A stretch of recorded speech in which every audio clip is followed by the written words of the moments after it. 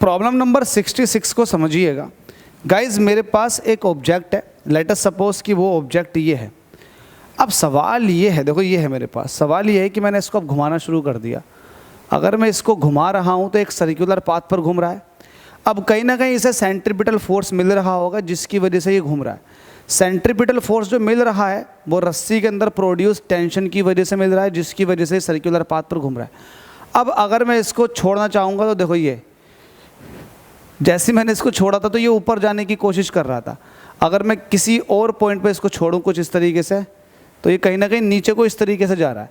अब सवाल ये है कि अगर कोई स्टोन आपने स्ट्रिंग के अंदर बांधा हुआ है और उसको आप किसी वर्टिकल प्लेन में इस तरह से घुमा रहे हो और अगर अचानक से रस्सी टूट जाए या कट जाए तो जो भी आपने स्टोन बांध रखा है वो टेंजेंशियली मूव कर जाता है। तो ऐसा क्यों, समझने की कोशिश कीजिएगा। जब मैं इसको रोटेट करा रहा था वर्टिकल प्लेन में, तो vertical plane let us suppose कि मैं एक काम करें सर्कल बना लेता हूँ।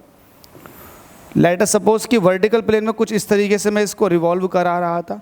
तो अगर मैं इंस्टेंटेनियस वेलोसिटी को देखूं किसी भी पॉइंट पर, मैं इसको एंटी क्लॉकवाइज डायरेक्शन में घुमा रहा था। इंस्टेंटेनियस अगर मैं वेलोसिटी देखूंगा तो ईच एंड एवरी पॉइंट पर इंस्टेंटेनियस वेलोसिटी जो होती है वो टेंजेंशियली होती है।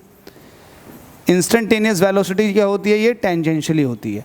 और ये डायरेक्शन होती है जो मैं आपको रिप्रेजेंट करके दिखा रहा हूँ।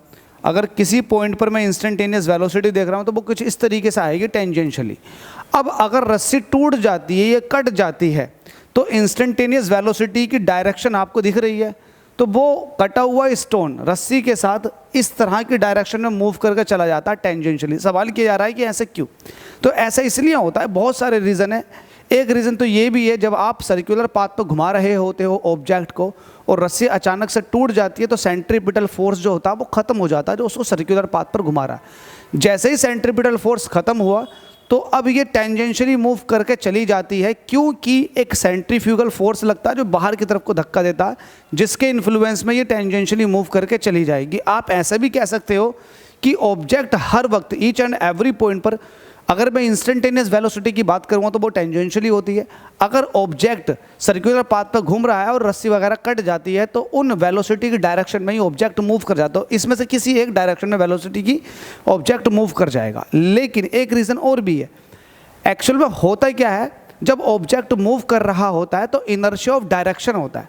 इनर्शिया ऑफ डायरेक्शन, जैसे ही रस्सी कटेगी तो इनर्शिया ऑफ डायरेक्शन की वजह से, लेट अस सपोज कि ऑब्जेक्ट यहाँ पर आ गया तो उसके पास एक डायरेक्शन है मूवमेंट की।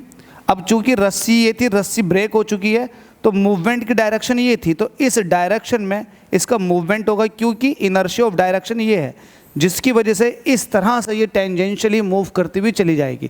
टेंजेंट क्यों, क्योंकि नॉर्मल सेंटर के साथ नॉर्मल है, ये 90 डिग्री है तो ये टेंजेंट है, तो इस तरह से ये टेंजेंशियली पाथ पर मूव करते हुए चली जाती है। तो उम्मीद करता हूँ समझ में आ गया होगा। अलग अलग तरीके से समझाने की कोशिश की है। मेघालय ने इस क्वेश्चन को पूछा था और भी अलग अलग एग्जाम में इस तरह के क्वेश्चन पूछे जाते रहे। Thank you so much. अगले क्वेश्चन में मुलाकात करते हैं।